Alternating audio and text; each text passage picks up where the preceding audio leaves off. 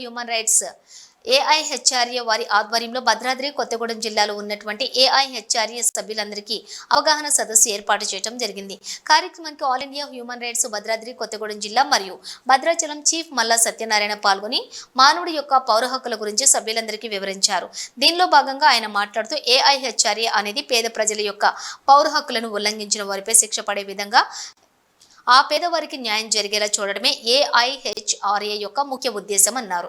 ఏఐహెచ్ఆర్ఏ సభ్యులకు అవగాహన సదస్సులో మాట్లాడారు. అప్పుడు నువ్వేం చేస్తావు? వారి పట్ల నువ్వు ఇవ్వబడలేదు. దానికి వేరేటటువంటి ఆర్గనైజేషన్స్, వేరే రకమైన శాఖలు ఉన్నాయి. పరిపాలనా శాఖ, న్యాయ శాఖ, ఇంకొకటి కార్యనిర్వాహక శాఖ. అంటే ఇప్పుడు మనకి చట్టాలు ఎక్కడ తయారైతాయి?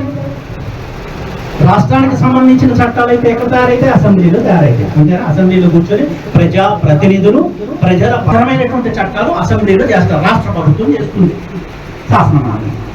కేంద్రంలో అయితే మాత్రం పార్లమెంట్లో చేస్తారు. ఇక్కడ ఎమ్మెల్యేలు చేస్తారు, వాళ్ళకి హెడ్ ఎవరంటే సీఎం ఉంటారు. అక్కడ పార్లమెంట్లో ప్రభుత్వము, రాష్ట్ర ప్రభుత్వం, రెండు రకాల ప్రభుత్వాలు ఉన్నాయి మనకి రాజ్యాంగం ప్రకారం. అంతేనా? ఏంటంటే అవి ఒకటి రాష్ట్ర ప్రభుత్వము, ఒకటి కేంద్ర ప్రభుత్వం. ఈ యొక్క భారత రాజ్యాంగంలో ఇవ్వబడినటువంటి శాఖల్లో మొట్టమొదటిగా కార్యనిర్వాహక శాఖ. అంటే చేసేది ఎవరు అంటే కలెక్టర్స్, ఎంఆర్ఓస్, వీళ్ళందరూ ఎవరు? ఎగ్జిక్యూటివ్ బాడీ, కార్యనిర్వాహక శాఖ. దాన్ని తయారు చేసే వాళ్ళు ఎవరు? ఎందుకు ఆ చట్టాన్ని చట్టసభలో తయారు చేసేవాళ్ళు ఎవరు? చట్టాన్ని తయారు చేసేవాళ్ళు లెజిస్లేచర్స్. అంటే చట్టాన్ని తయారు చేసేవాళ్ళు ఒక భాగము, దాన్ని అమలు పరిచేవాళ్ళు ఒక భాగం. ఇక మూడోది ఉంది న్యాయశాఖ. ఆ చట్టము రాజ్యాంగబద్ధంగా ఉందా లేదా, ప్రజలకు ఉపయోగం, రాజ్యాంగానికి అనుగుణంగానే ఉండాలి. ఏ చట్టం చేసినా, ఏ చట్టం పడితే ఆ చట్టం చేస్తే రక్షించేటటువంటి బాధ్యత ఎవరికి ఇవ్వబడిందంటే భారత రాజ్యాంగంలో న్యాయశాఖ. ఈ యొక్క పార్లమెంట్ అధికారం గొప్పదా లేదా న్యాయ వ్యవస్థ? రాష్ట్రపతి జ్ఞాని జైల్ సింగ్ గారు ఆయన రాష్ట్రపతిగా ఉన్నప్పుడు స్థాపించబడినటువంటి సంస్థ. దీని ముఖ్య ఉద్దేశం ఏంటంటే, అప్పుడు భారతదేశంలో పరిస్థితులు ఎలా ఉన్నాయంటే,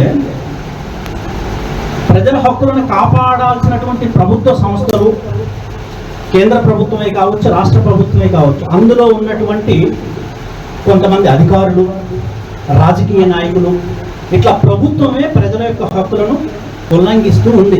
చాలా ఎన్జిఓస్, హ్యూమన్ రైట్స్ వచ్చాయి. సరే, వాటన్నిటి గురించి ఇప్పుడు మనం చర్చించుకునే సమయం లేదు, అవసరం కూడా లేదు, రెండూ లేవు. మనకి ఇప్పుడు కావాల్సింది ఏంటి? మనమందరం ఇక్కడ ఎందుకు వచ్చున్నాం ఈరోజు? What is the purpose of this meeting? అసలు ఈ యొక్క ముఖ్య ఉద్దేశం ఏంటి? అసలు ఎందుకు కూడుకుని ఉన్నాం ఇక్కడ మనందరం? చెప్పండి, ఎందుకు వచ్చాం? మన పనులను మానుకొని, మనకున్నటువంటి సమయాన్ని వెచ్చించి మనమందరం ఇక్కడ కూడుకొని ఈ కార్యక్రమాన్ని పెట్టడానికి గల ముఖ్య ఉద్దేశం ఏంటి అసలు? ఈరోజు ఇక్కడ భద్రాచలంలో ఈ ఏజెన్సీ ఏరియాలో ప్రతి మనిషికంటూ ఒక గోల్ ఉంటుంది, ఎయిమ్ అండ్ ఆబ్జెక్ట్. వీటికి సంబంధించినటువంటి దానాలు చేయొచ్చు, ఇన్స్టిట్యూషన్స్ కట్టవచ్చు, విద్యా సంస్థలు కట్టవచ్చు, ఇలాగా. కానీ ఇప్పుడు ఈ హ్యూమన్ రైట్స్ అనేది ఏ రకమైన సేవ అంటే, యాజ్ ఎన్జిఓగా, ఒక హ్యూమన్ రైట్ యాక్టివిస్ట్గా, ఒక మానవ హక్కుల కార్యకర్తలు అన్నమాట. ఎవరు? పొలిటికల్ పార్టీస్ కార్యకర్తలాగానే ఇది కూడా ఏంటంటే కార్యకర్తలు, కార్యాన్ని జరిగించేటటువంటి వారు. వారినే హ్యూమన్ రైట్